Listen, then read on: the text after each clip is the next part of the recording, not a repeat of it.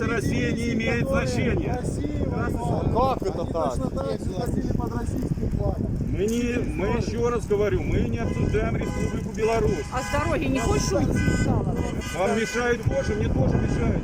Я дед воевал, был партизаном, тряпку убери. Понимаешь или нет? А будешь ругаться матом, будет вопрос. Еще раз, конечно, будет вопрос.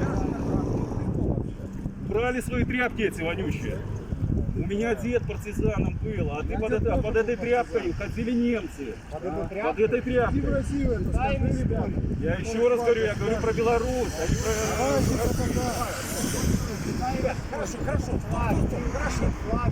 подожди, интересный вопрос. Ну подожди, ты рот закрой. У Вова не было флага. Рот закрой вообще. Тебе сколько лет? Ладно, ты работаешь, не работаешь?